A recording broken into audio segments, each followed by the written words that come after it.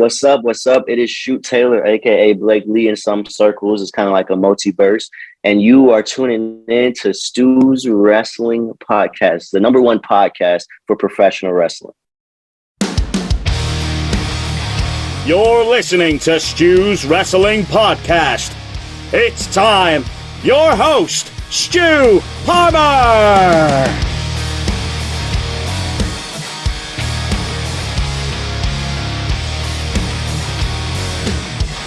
A warm welcome. This is episode 126 of Stu's Wrestling Podcast, and my guest today comes all the way from El Salvador. It's Pro Wrestling Stories author and contributor Javier Ojst. He's written many articles for Pro Wrestling Stories, including the WWF steroid scandal of the early 1990s. His spin on it, a different way of looking at it as well. It's been reported in the media for so many years, but his writing is amazing. Javier's writing is fantastic. It's not easy to write, and I just appreciate everything he does. He also has one story where he looked after the Iron Sheik at the show. There's a bit of a bad story connected to that, but Javier goes into depth about what happened to the Iron Sheik on that day. It was an outside show at a baseball stadium, and you'll get to hear loads about that. He's a huge Oakland Raiders fan. Obviously, the franchise has moved to Vegas, but he's got some great stuff to talk about from the NFL team, from the glory days, and what's happening in current times with the team. So, without further ado, my guest today for episode 126 is the fantastic writer for Pro Wrestling Stories, author, contributor, Javier Ojst. Enjoy. My guest all the way from El Salvador, my first guest from El Salvador. It is a man who writes for Pro Wrestling Stories. He's been writing for Pro Wrestling Stories for a long, long time. I'm a huge fan of your articles and your writing. It's Javier Ojst on Stu's Wrestling Podcast. And can I say a big, big thank you, because you got me in contact with Mad Maxine a few months ago. You got that rocking and rolling. She was a fantastic guest. And yeah, just I love everything about the way you write. And just the old school, man, because I know you love the old school wrestling. So welcome to Stu's Wrestling Podcast. Thanks for having me, Stu. I mean, I listen to a lot of podcasts. I'm a big fan of yours. Thanks for having me on. I like your enthusiasm. You're just full of energy. When I don't have energy and I just want to relax, listening to a podcast, I have to listen to others, not yours, because you just give me energy and make me want to write and do stuff. And I just kidding. I love your work, man. Seriously, thanks for having me on. Thank you, man. Now, you've been writing for Pro Wrestling Stories for quite some time. There's one heck of a following across the socials, and obviously, there's the main website, and there's great contributors. I've had Evan Ginsberg on, JP Zarka. I'm missing loads out here because there's been plenty. Lanny Poffo's been doing some bits and bobs, I've noticed. Yeah. But I mean, you've done over 100 articles now, and yeah, just like the thought process, the creative process for you, and how you make it your style. That's what I want to know first and foremost. Well, honestly, like the way I go is I have to feel I have to get excited about the story first, about the topic first. I think Pro Wrestling Stories is different than other websites in terms of other websites. They touch upon the current events, the current news. So they have to take that. They have like 10 to 12 articles sometimes a day, because they have to cover what happened in WWE, AEW, rumors, and NWA, Japan. So they got to be churning out articles pretty much constantly, and not necessarily long ones, but still it's constant content every day. But for Pro Wrestling Stories, it concentrates itself more on happenings, but of the past. It's more of a classic. It's a frame of reference, but from the classic and the classic stories and what happened, like everything from hotel brawls to behind the curtain stories to something that happened wrong in the ring or on the road. So Pro Wrestling Stories is really about stories surrounding pro wrestling, but not necessarily what happened in the ring, and for the most part, not of the new stuff. So the way I do it, again, I got to get excited about the story, and I look at it, and then I got to psych myself up and say, okay, if you're going to go down this path, you gotta complete it. And that's kind of like my mindset. I get, when I write a story, literally it's 2 days of just focusing on that. I'm not a nice guy to be around those 2 days. I'm like, people interrupting me, and listen, man, just leave it at the door, or take a message. It's almost like 48 hours. I'm working on that story, but it's just this, because you just put it all in that story because you want it to be the best work possible before you give it to the you send the draft in for editing.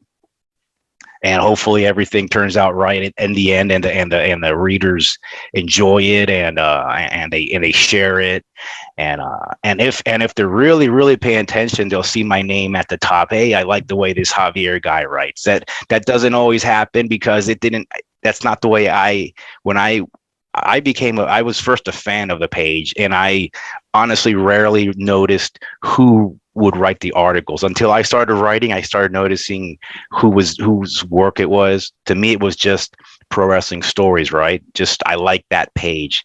So in a sense, we're all working together so that the page just succeeds and just is out there with the best product possible. And in the end, it's for the fans' enjoyment. We enjoy what we do, and we want the fans to also feel that and engage in the social medias, and just wrestling's supposed to be fun, right? I mean, it's not supposed to be that serious. We take it seriously, but we're supposed to be having fun as well. And that's the main thing, man. That's absolutely 100%. That's good way of putting it. Absolutely. There's too much online these days. I've never known such a toxic environment in terms of the IWC. Obviously, I'm going into something else here, but yeah, I've never known anything like it. Even with football, soccer here, I've never known it. Honestly, I have to come away from some of the groups, man. It's horrendous. I'm part of a lot of groups because I like to know what's going on, but honestly, you just got to go in there and just kind of put like a barrier between. I rarely get into those online debates, arguments, fight. It just gets so ridiculous. And honestly, all that energy of me trying to prove someone wrong who's going to think how they want to think, I could put that and use that energy to write another article or do anything else but get into some kind of Facebook spat. It's just not worth it. Let's just enjoy what we enjoy. I like this, you don't, and that's fine. You think Ric Flair shouldn't wrestle, I think he should just go for it, and that's fine. That doesn't make us enemies. It's just we're just passionate, but when passion overtakes rationality and common sense, that's where the problem is. And in the end, what's so funny is that everyone's in these Facebook arguments. The wrestlers and the performers, they have no idea. Yeah, absolutely. They're living their lives. Most of them rarely, unless you're engaging them directly on their Twitter accounts, they don't know about you defending him or making these disparaging comments toward him. They don't know that. So it's like you and me argue about who's better, Spider-Man, Superman, or Batman. Does it really matter? Let's just enjoy what we like, and go on with our lives. I've got to pick out a story that you did. It was fantastically written. Obviously, we've heard about it. It was on Dark Side of the Ring, but it was great seeing it from your perspective in written form about the steroid scandal, 1992, Vince McMahon. I love that. So yeah, just putting that together, man. Piecing that together. You say you have a couple of days to do it and stuff. That's your timeline, your time frame. But yeah, I'd like to know the creative process with that and how you put that together, because it was fantastically done, man. Loved it. Thank you. I appreciate it. The way that worked, Dark Side of the Ring, it takes them several months to put those episodes together. And when I saw that they were going to touch upon that, I knew it was something that would be interesting to look at, but it is so dense and full of details, and there's so many things that went on, and the timeline is a little extensive, because first it was the doctor, right? That was what was his name? Zahorian. Yeah, he was Zahorian the third. He was distributing steroids and to the wrestlers. But then later on, they put McMahon on trial, and that's another thing. But what really made me so I didn't want to go at it as a perspective where I didn't want to grab everything and make an article out of something that's been talked about and written about, in books and Dark Side of the Ring. I didn't want to just do the same thing. What really inspired me to take the angle I did, which was the Donahue show, was a podcast called Pro Wrestling Spotlight by John Arezzi. And he was on the show, and he had this radio show back in the day where it was basically one of the first shows that kind of talked about wrestling and not necessarily all kayfabe. He was kind of shooting and kayfabe style. And he has a podcast, and he goes back and looks at episodes 30 years ago. And when that Donahue episode came up, and I saw it, and I saw Bruno was there, superstar Billy Graham was on it, and he had Barrio. They were on Donahue, and Vince McMahon actually made a rare TV appearance by himself, not with lawyers, not through a TV screen, but live on a basically a tabloid talk show. And he was there to maybe show face for the company and look, we're trying to solve this. But he was getting attacked left and right by everyone. And I thought that was fascinating. And you pretty much won't see that anymore. Now, whenever he makes an appearance on a show or radio, TV, whatever, or podcast, or not podcast, but any kind of media, things will be protected around him and the questions will be filtered. On Donahue, you could tell that he was uncomfortable. So I thought, this is an article right here. Vince McMahon is a kind of person where people are always, he's kind of still that big enigma in wrestling. He's so famous and he's so polarizing. And here he's getting his lunch handed to him on TV. And there were funny moments. There were tense moments. There were kind of sad moments where you hear stories of allegedly what was happening behind the scenes. So to me, that had to be written about, and that's what the article is about. It's mainly it is a steroid. I give some background, but it focuses on the Donahue show back in '92, I believe. Amazing getting an angle. Just take something that's already out there, but absolutely. Make it a little different. Just absolutely, just a little. Absolutely. Because then it's like, well, I know what happened here. No, but there's this really interesting part. I would really like you to read, and that's why I did this. So. Absolutely, man. Yeah, it was crazy. Absolutely. Just crazy, man, what was going on. I mean, it was close to, Jerry Jarrett was going to have to take over the company because they thought Vince was going to get sent down, man. Yeah, it looked highly. It's mad, isn't it? It's mad that he turns up with the net brace and all that. I'm not even sure. Yeah, he showed up allegedly to get some sympathy, right, from the jury, but I'm not sure that worked, but the judges basically said, there was a lot of sloppy procedures here, and you go free. That might have been the end of even if Jarrett would have taken over. I think that would have been maybe the end of WWF, or it would have been a huge blow. I don't see Jerry Jarrett doing the Vince McMahon's job back in the day. Jerry Jarrett was good in his Memphis Memphis world, and I would say a genius in promoting. But WWF and something national and that kind of product, it's a totally different animal. I think back then and now it's I would say it's barely wrestling. It's an entertainment entity, Do you still watch, or do you not find the time to? And I know you're very much into the old school. I know very much like myself. But I mean, you can go even further back than me, But just the current scene, and just extending off that. I mean, honestly, I really try. I try to watch Raw. I try to watch SmackDown because I'm always reading about what's going on, and there's a couple of guys in there that and ladies and women wrestlers and men wrestlers that I still think is worth checking out. But to me, it's, if I just watch the normal the show unfiltered, too many commercials, way too many commercials, too many pauses, too many promos that I just don't feel the emotion. They're not compelling to me. They're not bringing me into the show, and I want them to. God knows I want them to bring me back so that I can watch on a weekly basis, but they simply don't. So I'm like, okay, I like wrestling, but you know what I still love? I still love to read like the Pro Wrestling Illustrated.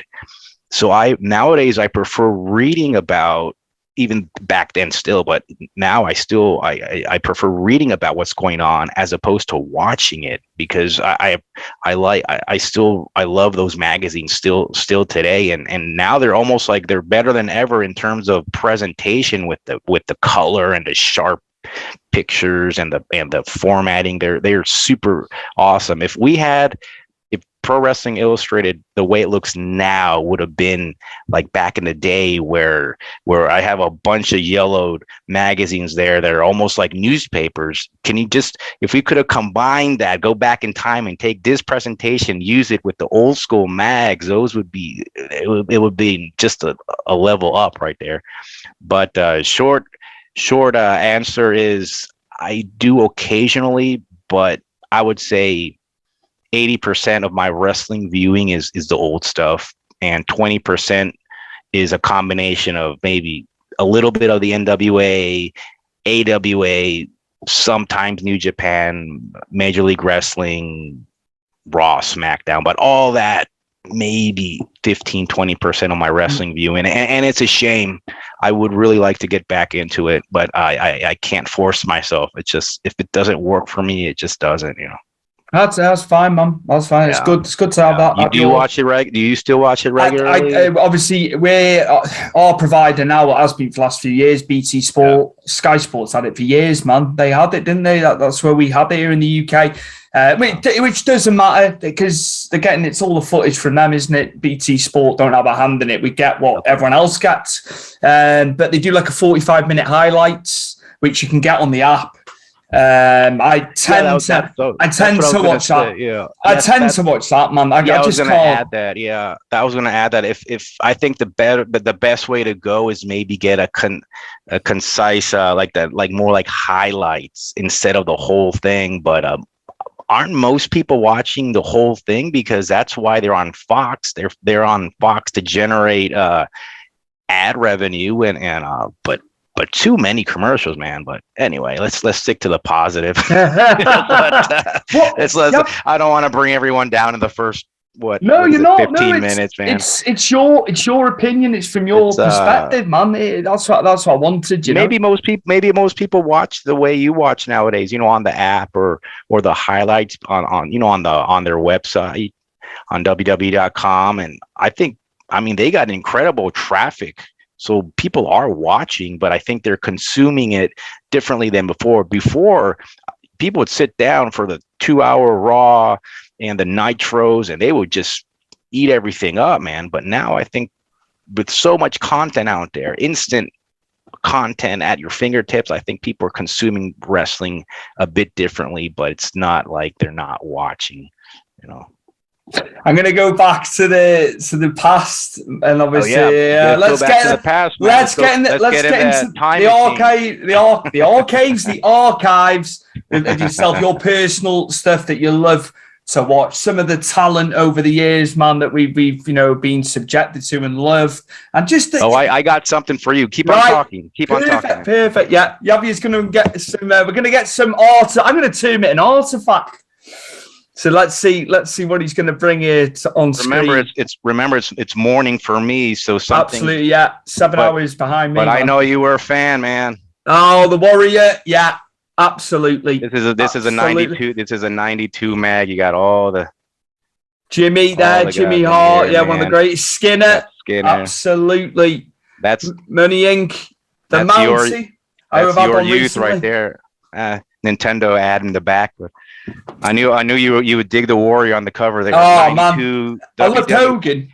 I loved Hogan. Superstars, WWF superstars. I loved Hogan. Don't get me wrong, but obviously, like 4, 5, 6 years old. It was Warrior. I'm Brett. Brett's still at the tippy top. I've said many times. I watched Brett when he was with the the Heart Foundation, when he was basically a heel. I didn't get to watch him in Stampede because I grew up in Florida. But later on, when I checked out his Stampede matches, Stampede Wrestling up in Calgary in that area, amazing wrestling they had up there. Amazing that, I mean, if someone wants to watch if they really want to, and I use the term wrestling loosely, but wrestling is entertainment, but they had such a style that combined a more realism, and they had like a European also flair in there, and it just felt, and I'm sorry, I got to use the word, it just felt more realistic in their style. The fans would go crazy, man. They had Bad News Allen, you had the Bulldogs, really young Davey Boy, Dynamite, Bret Hart, just amazing stuff over in Stampede. But go ahead, you were going to ask me a question about the Pat. Man. Go ahead, man. The guys to show you the mag. That was great. No, it was great. That'll be great for YouTube, man, when this is out in full. Some of the guys, not necessarily WWF, because I know you're into a myriad of different promotions and places. So some of the guys, man, that still to this day you love. Oh, still to this day. It's funny. Whenever Flair, he's gonna have his last match, but I enjoy. Let's put it this way: I enjoy anyone who's still around. I know that sounds so horrible. To me, it's so sad. I go into Facebook, and today was, I think, today we're recording this, it was the 7 years ago that Dusty Rhodes passed.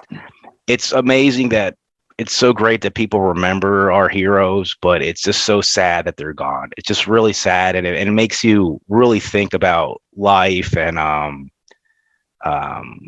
I guess maybe writing these articles, I feel that at least hopefully people, if I some guy guns me down or something, or I get run over by a bus, or like, hey, who was that guy? They look me up on Google. Hey, this guy he wrote some cool articles on wrestling. Nice, you'll get remembered. You'll be remembered when you're gone. But it's more of a legacy thing that I write sometimes, I think, because when I see these guys, they're remembered, but they're gone, but it's sad. You would have to. There are very few wrestlers now that I tune into. Honestly, it would have to be an overall product. Before, I started watching wrestling in late '85, so it would be. The way I started was my dad handed me a VHS tape that said Saturday night's main event on a Sunday, right? And I checked this out. I'm like, what is this? I just pop it on the VCR. It was our brand new VCR, which I still have here in my room, in my office, or my nerd cave or whatever. But the VCR that the first time I watched wrestling, that VCR is still back there in that corner. And I popped it in. It was Saturday night's main event. You know how the intro goes. The intro of that is amazing. Yeah. You're like, what is this? Yeah. Who? And then you got Hulk Hogan flexing, and you got Don Morocco going down the aisle, Adrian Adonis, the Ricky Steamboat. I just still have it in my mind how that intro goes. I look for it all the time on YouTube. Sometimes it gets erased and someone else uploads it, and I started watching it. It was just amazing. The characters, to me, that was so fun. Later on, I discovered another version of wrestling, which was on a tiny black and white TV up in my room. It was Championship Wrestling from Florida. It was Kevin Sullivan and the Army of Darkness, which I wrote an article on. It was they had superstar Billy Graham out in the desert getting eaten by the buzzards, it was something. It was, to me, I was like watching some kind of torture on TV, and it was just such a grittier product compared to WWF. And I was amazed later on when I watched. So I got some DVDs of Championship Wrestling from Florida. I was amazed that surprised me that they used green ropes, because I was watching it when I originally watched Championship Wrestling from Florida. I was watching on black and white TV, a little TV. It was more like black, green, gray, and black TV. Just switching the UHF dial, clack, clack, clack, clack, and I just saw Championship Wrestling from Florida, Gordon Soley's voice. And that was it, man. And my dad used to buy me magazines to encourage me to read, and it worked. I would read them cover to cover.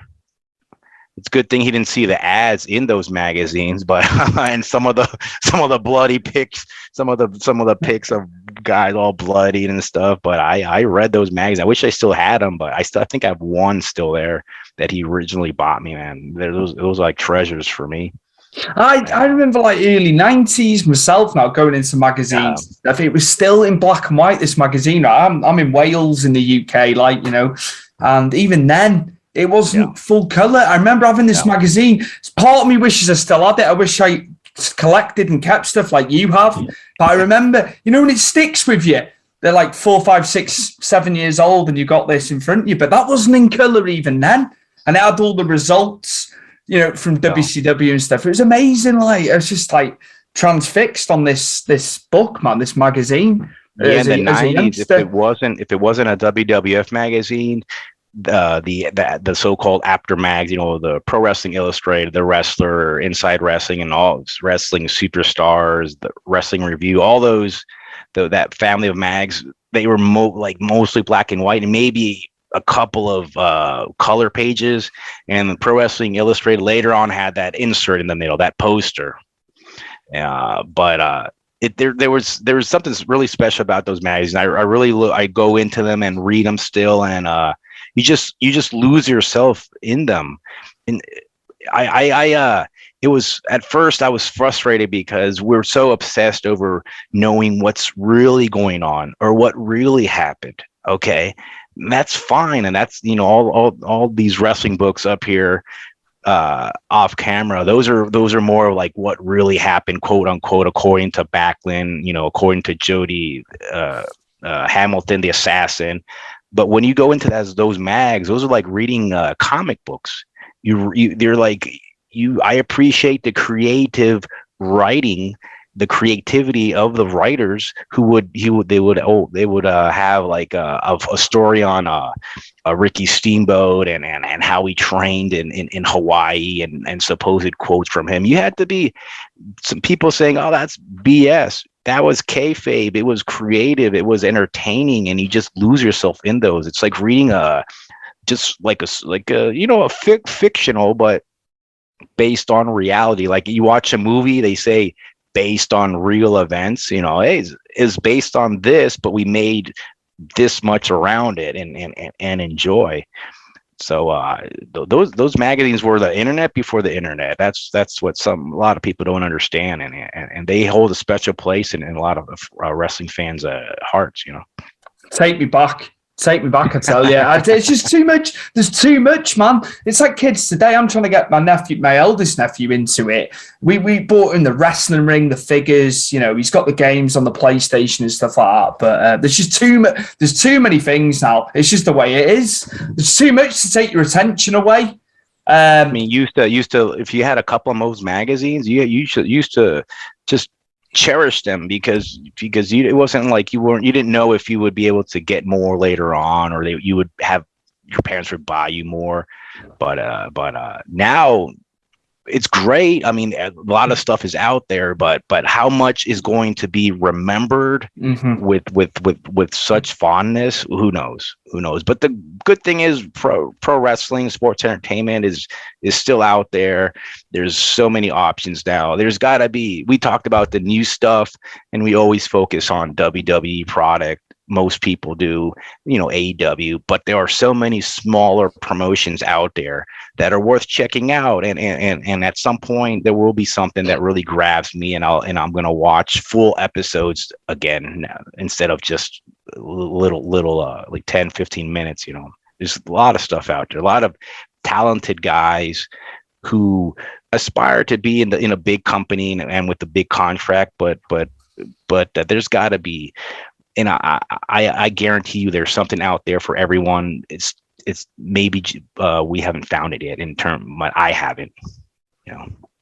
I've got to ask you, we've got Forbidden Door coming up, AEW New Japan, cross-promoted United Center, Chicago.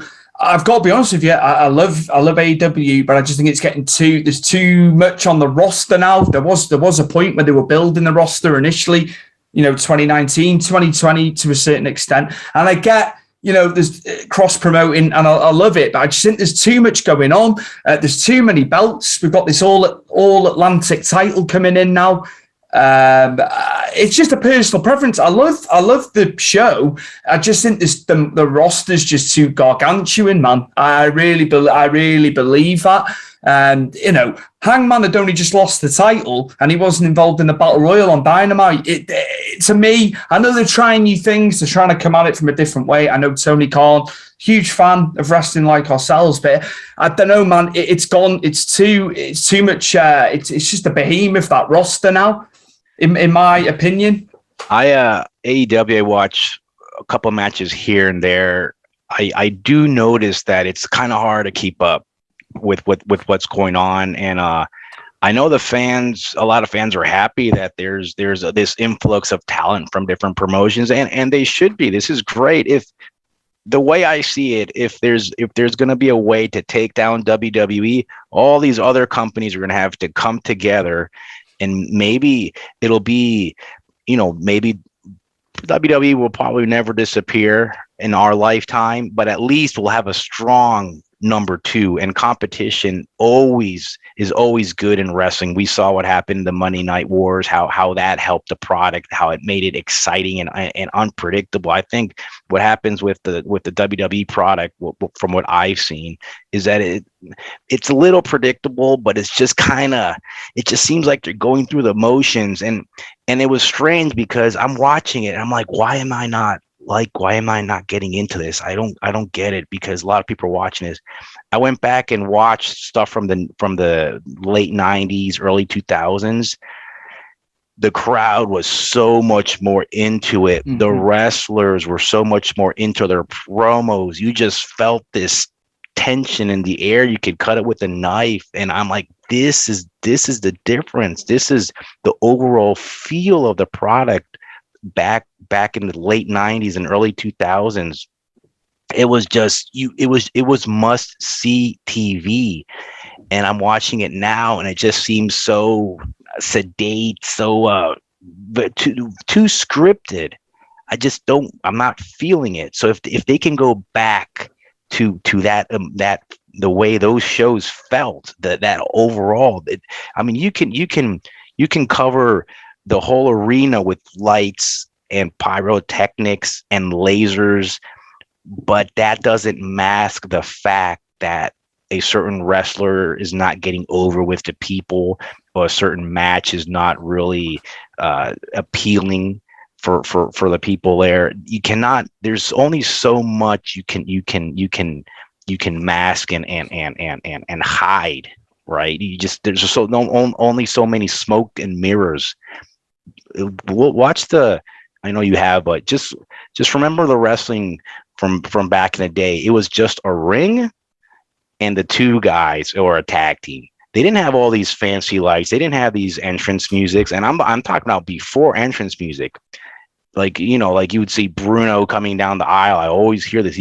Bruno would be coming down the aisle, and the place would shake. You would hear this. The people would just adore this guy. And it was a different time, of course, but he was just a guy in tights, black tights, simple blue tights, black boots. None of the fancy stuff. It was him. It wasn't all the special stuff. now. It's not the special stuff now that gets a wrestler over. It's the wrestler like Jericho. I think, okay, let's talk about current guys. Jericho is a guy who doesn't need all that stuff around him. He is over, but it's taken him years and years to get over. He's got charisma. He's great in the ring, and he's multifaceted. So there's a perfect example of, you could take away all the stuff around him and he'll still get over. Just have him come down old school. Just have him come down the aisle, old school, nothing. And he'll hear that amazing pop by the people.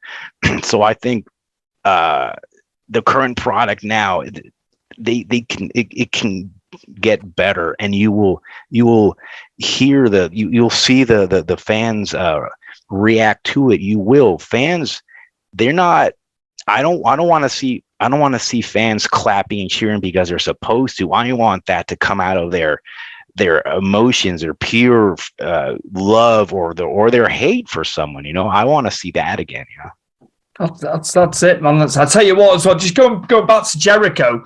So we did a Fozzy VIP last December, and it was the place is like 45 minutes up the road. And you could ask some questions and stuff like that. One lad said, "This lad here's got a podcast. What's it called?" I go, "Stews." I'm glad you asked. Stews Wrestling Podcast. He just turns around and says, "How original." But because it's come from him, he can say what he wants. Anybody else said that, I would see my arse, I would lose it. Because it came from Jericho, I was just like, there's not much I can say here. That's the man, the legend. So Jericho is old school. He's one of the last old schoolers, because if you go back to how he started and who he watched and who trained him, he still has that old school mentality and the way he handles himself. But he's been able to transition perfectly to the current product. But he doesn't forget the old school training he had, and it comes through. And honestly, just the older stuff to me is amazing. When I watch it, it just grabs you. I really encourage newer fans. I'll make a deal with the newer fans. I'll watch more of the new stuff if you go back and watch more of the old stuff. Let's trade stuff, and I'll explain why this was great, and you explain to me why this is great, and we'll all be a happy family on Stu's Wrestling Podcast and Facebook and Twitter and all that. Let's just get a little bit of everything, Let's get a partnership. Let's meet. We'll have like a huge Zoom meeting here on Stu's Wrestling Podcast. It's about meeting in the middle sometimes, not just with this in life. I'm with you. I'm totally with you on that, man. Now, you do some writing for the logbook.com, and it's retro stuff. So just to come away from the wrestling, because I know you're right, you're doing other stuff as well as pro wrestling stories. So how's that been, doing that, all the retro-y sort of stuff? I mean, I mostly write about old school wrestling, but this was during when we were on lockdown, and there was a website I checked out. They would talk about retro 80s stuff, 90s, even 70s, and I thought maybe I can write something about my memories from my youth, and I just started writing from it. It was a page called Retro Pop Culture Retro-Rama. Now it's on the logbook.com, and my work is there also. It's about toys and like Transformers and cartoons from the past, and just when I worked for Toys R Us, KB Toys, stuff like that, man. But that was just a little thing I wanted to write about, as just take a break from wrestling, be a little creative, but in a different forum and on different subjects. If I would continue collecting, I would run out of money. There's just like wrestling. I think there's so many things now that I would love to have, and now it's even more than before, because they have you can collect the old stuff all day long if you had limited funds, but now they're bringing the old stuff back in newer ways. Like you had He-Man, the Master of the Universe, they bring it back with new action figures, a new style and everything. So you can there's a whole universe out there where you can basically go broke in a couple of keystrokes on the on the internet. So yes, I still collect, but I really have to just kind of be judged, make sure I'm not I have the money for the rent by at the end of the month, the mortgage, I don't collect, but friends of mine over here, man, they're mad. The pop vinyls, it got to a point. It got to a point. My friends go ahead, man. My friend's got a Macho Man one, a certain one. I don't know if it's a Chase. I got a couple of those, but these are more horror themed. There we go. That's good Chucky, good guy Chucky, and that's from The Shining. The Shining, man. That's cool. Wendy Torrance. So I got a couple of these, but these are. I try not to collect them because they look all the same. They have the same mold. They just kind of change a little bit with the colors and the accessories, the pop vinyls. But those are really big over there too. Oh man, I think there was a point with it maybe 2 or 3 years ago. The prices were through the roof. If you were willing to sell. So I've asked my friend. My friend is worth thousands. Like even now, and the Macho Man one, I'm trying to think which guy's a Macho Man it is, but it's worth a hell of a lot more than what he paid for it originally. We're going into thousands of pounds, so it's gone through the roof. But there's peaks and troughs. There's peaks and troughs with it, isn't it? It could go down in value, couldn't it? I keep on. I've heard that those pop vinyls are going to be like the Beanie Babies of our generation, where now you can't give them away. They like all 200 of these Beanie Babies, 50 cents each, and now they used to be like so collectible. This is 1 in 10 or something, $500, and who knows? I mean, there's so much stuff out there. Who knows? I mean, I don't really collect because I'm thinking I'm gonna make money off this in the future. I just try to I got stuff behind glass, like really old toys back there. I just try to collect them, stuff from my childhood, like the first a Return of the Jedi wallet my mom bought me back in 1983. It's back there in a plastic bag behind glass. So those are I just those are just memories for me, from I come in here and write about old school wrestling and look at old toys and movies and laser discs and stuff, wrestling buddies back there.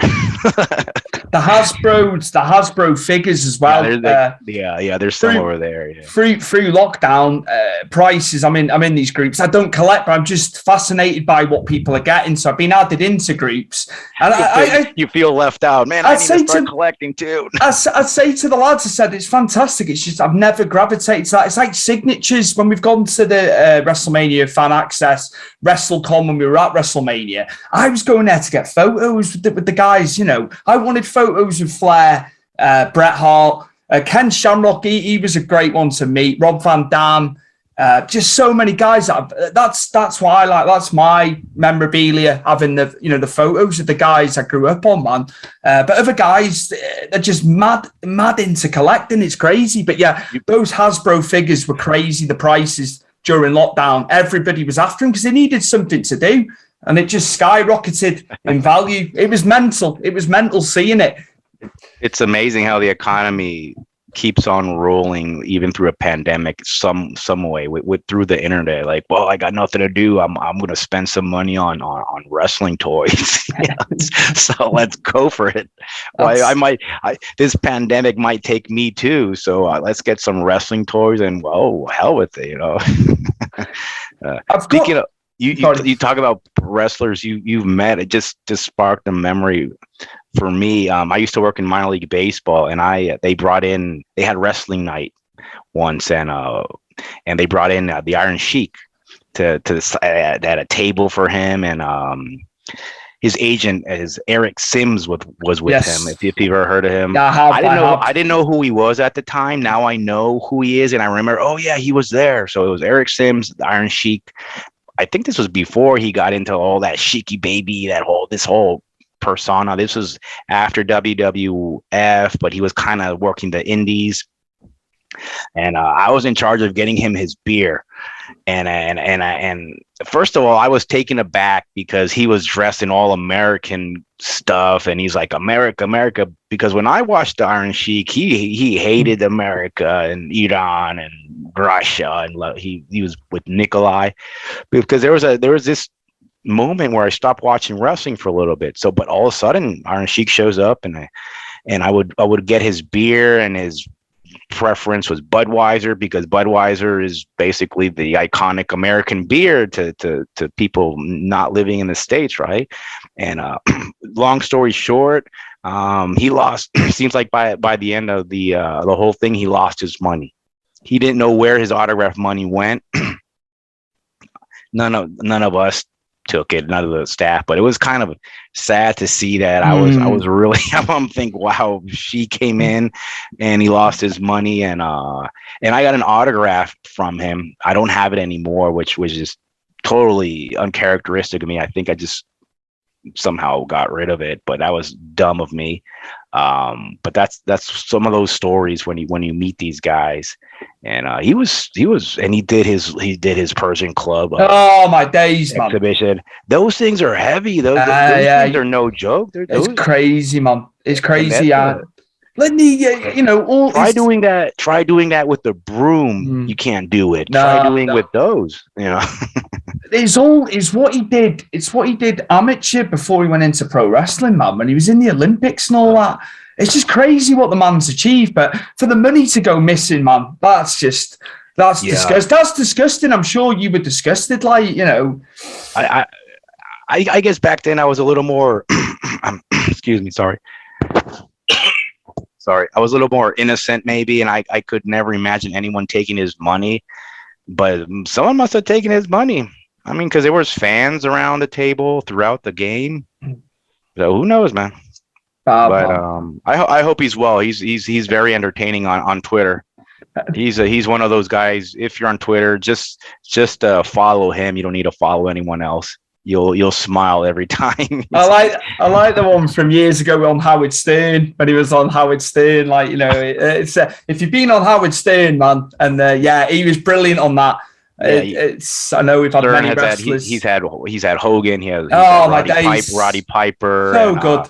I remember Roddy showed up, and I think Robin told him he's a little shorter than I thought he would be. He just and Roddy's like, and he could have said something really, very Roddy, like even go taking out the race card, because Robin's a black woman, but Roddy, he knows it's not the time anymore to make those kind of comments. But back in the day, he could have just ripped up on Robin, but he behaved himself. He was a good sport, And Iron Sheik has been on there, and once you're on Stern, you made it, right? As a wrestler, you're a legend. That's it, man. And a lot of people, obviously, at his peak time, Sheik was, he was Hogan. He was the anti-hero, wasn't he? That was how he was positioned. But for years later, for him to be on there, it just goes to show, doesn't it? They left an indelible mark on the industry. Yeah, that's right, indelible.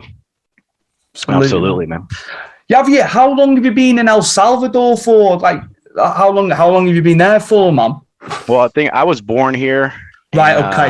I went to school here, and then I went to college in the States. I went to South Florida, which St. Thomas University. There's a plug for my alma mater, St. Thomas University in South Florida. I studied sports administration because I love sports, but I wasn't good enough to live off it as an athlete, and I didn't want to be a coach.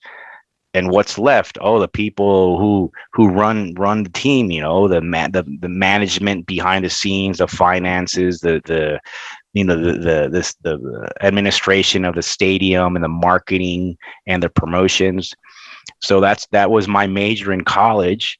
And I did work for minor league baseball team up in Northern Virginia. I did volunteer for the Super Bowl, which was between the Broncos and the Falcons. So I'm going to have to look up what year that was. Mm-hmm. I volunteered for the Miami Dolphins, and I can't. Different organizations. I left that, and then I started working in retail, especially basically KB Toys, Toys R Us. One Christmas, I was working the holiday season when KB Toys. I'm not over in Britain. I'm not sure people are familiar with KB Toys, but the big players in the United States for toys were Toys R Us and KB Toys.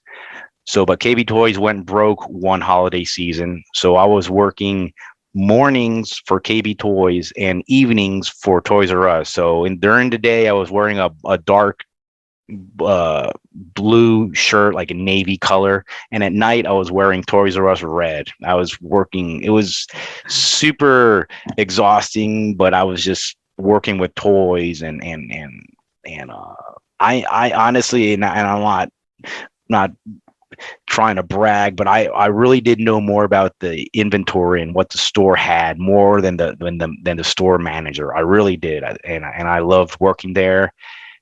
Customers could be a little challenging at some points, but you're surrounded by toys, right? So that was great. Amazing. I couldn't buy on the salary. I couldn't really buy too many, but I was around them. It was enough. It was enough. I could walk in. Well, this is enough. I'm around them, so these are kind of like mine, and I'm making other people happy by suggesting what to buy their kids. And but I couldn't really buy too many. I would get a 10% discount, which is what, taxes almost. Yeah, man. They should give more. They should have given more, man. That's crazy. It's crazy. Pay me in toys, not money. That's fine, man. Yeah, I'll go live in my mom's basement. Pay me in toys. It's good. What would you like to have if money was no object as a collectible? I know you wouldn't want to sell it on, and it'd have personal. It'd be very personal to you. Something that you'd like to have in the collection. I mean, I would love to have more, maybe complete Master of the Universe figures. Complete, maybe not in package, because the package goes yellow. No matter what you do, that the plastic is going to yellow. But I got a lot of loose ones there, which is great.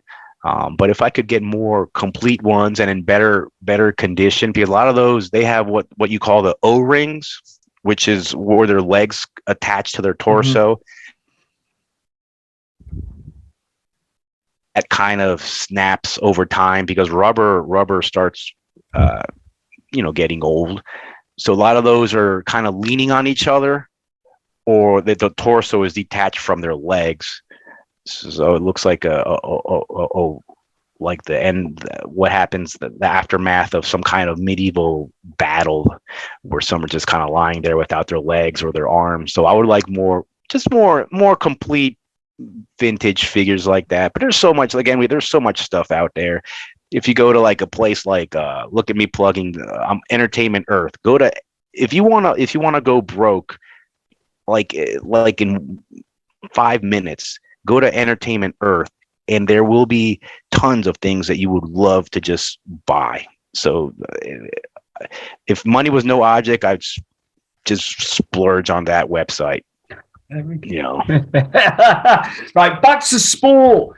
Now back to what we're here for. You're a Raiders fan. I know they moved to Vegas. Yeah. I know that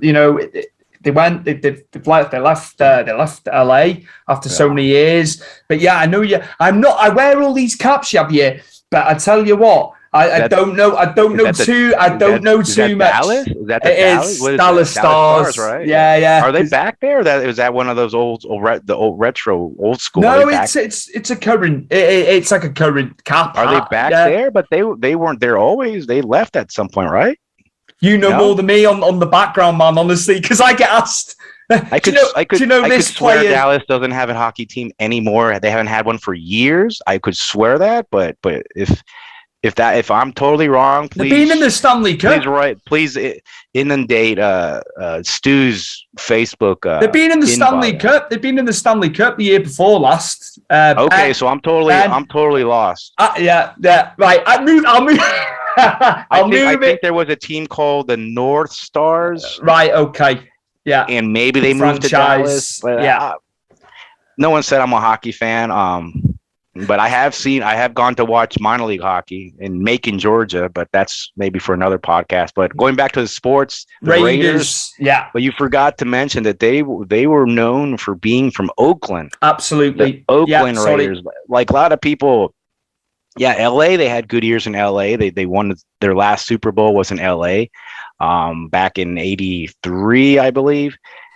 But to me, they're always the Oakland Raiders and Las Vegas Raiders. I'm sorry, doesn't sound right. I'm getting to accept it, but to me, it's just Raider Nation. Wherever you are, it could be anywhere on the globe. It's Raider Nation. I had a friend who got me an autographed ball from one of the old school linebackers, and he explained that he was from El Salvador, but it was for a friend in El Salvador, and the guy's like, "There's Raider Nation in El Salvador?" Yeah, of course, I was like, yeah. So I love my Raiders. I get so nervous before the game, during the game. I get superstitious. If they won last week because I was wearing a certain shirt, then I got to wear that this week also. And my wife is like, "Aren't you going to wash that?" I don't. It's not. It's clean. It's clean to the Raiders. If I don't wear this, they're going to lose. It's like you just get these habits during the season, and it's. I'm a football fan, but I'm mostly more of a Raiders fan. It's hard. I could watch any football game, but I'd rather be doing other stuff. But when it's the Raiders, forget about writing, forget about collecting or anything else. I sit down and watch the game, and I love when I get some people who are not familiar with the sport. I'm explaining it to them, and I say, "Hey, look, the Raiders here are not doing very well because this is what's going on. I wish this game would have been more exciting for you, but I really love the fact that you're watching the Raiders with me. I like pulling people watching the game, and when they win, it's amazing. And when they win with the rivals, just like any sport, like we call it football, but you call soccer football, but the rivalry games, people are waiting for those for months, and when they get closer and closer, it's just you just don't want to lose against the rivals. Lose against anyone, but not your main rivals, right? That's the thing.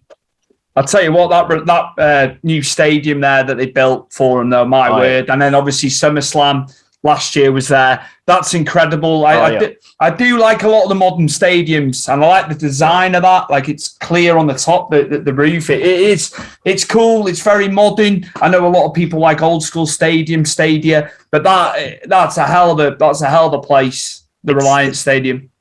It's amazing to look at. I haven't been there yet, and at some point I will. But there's one thing I do feel that they have somehow lost a little bit, if not a lot, of their home field advantage. If you would go to the games in Oakland, you just knew you were in Oakland. You just knew you were in the Raiders stadium, even though that place was just decrepit and it was just it's just an antique that was not without upkeep. There are other teams in the league with older stadiums, but they kind of renovated them. That stadium in Oakland is just it was really outdated, but there's something about it where you're like, this is the Raiders, and this is where you come in here and you're gonna, if even if maybe we're not gonna win, but you're gonna really remember that you were here and you played against us. Now with this fancy stadium, they got state-of-the-art everything, training facilities. You got the feel that comes out from outside and it comes in. It's not the field is rolled into the stadium. They got this tribute to the Al Davis, who was their owner from absolutely. The past. I watched the ESPN 30 for 30 on Al Davis, man. Amazing documentary. Sorry, I jumped in. Yeah, Al Davis is like, I would say, compared to wrestling, comparing it like to wrestling would be kind of like Vince McMahon. Some people, very, very controversial figure, and he'll be talked about for years, written about for years. There's like a mystique around him, and if you go back to the old school wrestling, that's one thing I really, really think that we need to get back to. If we want pro wrestling to pull more people or maintain the old school fans, I really think there has to be more of that mystique around the wrestlers like before. How can you be like you're supposedly now who in certain like AEW says that there are no heels and there are no baby faces. Is that the way they're going? It's you just are who you are. But if you're trying to portray a heelish, let's put it that way, heelish character, but then you're on Twitter and you're showing people look at how my garden work, how that takes me away from it completely. I'm not saying go 100% kayfabe and just be a-holes with people everywhere you go if you're a heel. I'm not saying that, but let's keep a little bit of the mystique of the character. Like, like the Undertaker, people knew he wasn't undead. But most people are not that naive, but he kept his character. He took care of protect his character for years. And look how it worked in today's more modern product, and it worked. Why can't there be more characters like him? MJF, he's an a-hole, but that's his character. I really think he's one of the few people who kind of keep it that he's kind of keeping it the way it is. But it's unreal when you've seen it all, and the lid had been lifted so many years before, and it's been done. To be able to do that, and people are questioning, was that a work? Was that real? Is he really pissed off with Tony Khan? He makes a talking point out of stuff. That guy, whatever way you think, and he's done incredible. Do I think it'd work in WWE? Because they're saying about the contract in 2024. I know that's quite a way off. I don't know if it'd necessarily work for him in WWE, but Cody's gone back in, but he was established, wasn't he, for many years? So it's different. It's a different kettle of fish in my mind. I'll give you one thing today. Things today there's always news out there, and I think things can only continue to get better. I think pro wrestling is alive and well, whether people like me don't watch it too much anymore, but there are a lot of people who are watching it, and wrestling will always find a way to get people's attention one way or the other, either bringing back Ric Flair at 73 years old, or but they need to have stars. I think it can't be just about the company like WWE wants it to be. You have to have stars like The Rock. You have to have Stone Cold Steve Austin. You have to have people like Hogan back in the day. You have to have people who even if you don't watch wrestling, you know who they are. Like my family, they know The Rock because of his movies, and I keep on telling them he used to wrestle. Like, really, he used to be a wrestler? So that's how wrestling is gonna continue to grow. I think they have to have superstars. They can't. WWE calls everyone a superstar. Not everyone's a superstar. I'm sorry. The superstar are those people who non-wrestling fans know by name. Those are the superstars. Well put. Well put. Absolutely. One last thing to ask you. I know this is going to be very hard. One match. Most people tuned out already because we didn't talk about wrestling too much anyway. So ask whatever. We covered. Like, what are you talking about? No. It's been great. It's been great going into other stuff aside from wrestling, maybe, man. Yeah. It's great. Just one match. I know this is hard, man. I could name hundreds of matches. I knew I was gonna get hit by this because you asked this. I would say one match. I'm not gonna say maybe one match. I'm gonna say one rivalry that really I think it was done perfectly, and I watch it still today, and it holds up. The rivalry between Paul Orndorff and Hulk Hogan, the heel turn on Hogan, and the intensity. Please, I will ask anyone, new fans, and I ask old fans. Old fans already know, but go back and watch Paul Orndorff, his work in the ring and his promos, and there was a believability about him. He was so intense in the ring. He was just so mean. And he really thought that this guy's going to kill Hogan. Just every punch, every kick, every knee, and he would look at the fans and he just believed what he was doing. He is, if anyone wants to get into wrestling, you got to watch Paul Orndorff, his work in the ring, how he did everything. I'm not going to say this and that. He was great and he was okay on this. He was the complete package. Whether he didn't win, they didn't put the belt on him, but just as a case study, watch his work in the ring. So believable. It's almost like, Johnny Valentine would say, I can't convince you that wrestling is real, but I can convince you that I am, or something like that. I'm paraphrasing. Paul Orndorff was kind of like that in the 80s, where people, right from the start, people were telling me, come on, man, that's fake. Why do you watch that? Look, he didn't even hit him. But then Paul Orndorff would come on the scene. He was so just exuded just his character, man.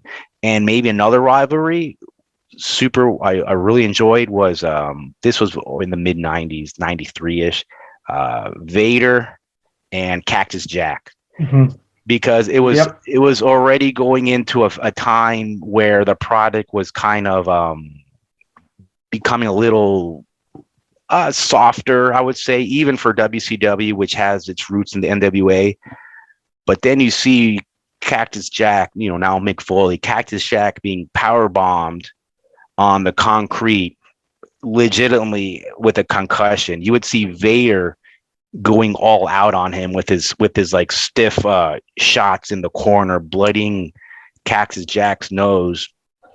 So I'm saying, you keep on telling me that this is not real. You keep on telling me that this isn't fake, but watch this match. What are you missing here, or what am I not understanding here? This is amazing. So I would say those two rivalries totally still holds up today. Absolutely, man. Absolutely. So two different periods, as you say, but yeah, no, fantastic. No, thank you for sharing that. Yeah, there's things that still they stay in your memory. It's just like, if I've enjoyed a lot of matches, but if you just say, hey, 2 matches, boom, those are the ones that stick out, and totally we watch those today, and in 2022 right now. Amazing stuff, man. Absolutely right. I need to just ask before you go, are there what articles will you be bringing out soon? Do you know? Can you share that? Yeah, sure. I got. There's going to be one on Gory Guerrero. There's going to be one on I think the more recent one that's going to come out is wrestlers' appearances on movies that you may have missed. Something nice, fantastic. like a nice, not like a list article, but like a nice deep dive. Like one there's going to be Big John Studd. He made more movies than people can imagine. A lot of obscure stuff, and but I have my. There's going to be one on. There was an incident with Manny Fernandez and Invader 3 in Puerto Rico. Yeah. And people are still wondering, was that a work, or if it was a shoot, or who's telling the truth and who's lying, and are these wrestlers, are they just working us? That's going to be an interesting article. There's going to be one on Matt Morgan. He's kind of a newer talent, right? And I covered him, so a lot of great stuff. Pro wrestling stories. My stuff is there, and you got a lot of other great writers there. You got Benny Scala as a great writer. Yes, absolutely. Jim Phillips, and JP has a ton of articles on there. He's the owner of the site as well. So I'm just gonna keep on writing as long as it's fun and people like what I do. I'll plan on continuing. Right now I'm taking a little break, but I'll think of something. I got a big list. I just got to motivate myself. The amount of research you have to do as well. That's the thing. Incredible. That's the thing, yeah. No, it's incredible, man. You know, I can only imagine. You know, because I can't do it. I can't do what you can do. So I appreciate it. You know, and I can't do what you do. To me, interviewing guests was 120 some episodes. Once all this comes out, or some, to me, that's difficult. Talking to people like this is an art. This is a different kind of art form, engaging with people and keeping it interesting. What you do is I totally respect what you do, and it's not easy. Thank you, man. Thank you very much, man. I love it. I love doing it, man. I can't what can I say. I've said it many times. I can totally tell that you're just having a blast with every single guest. Non-wrestling people. I've had that on in my day job before now.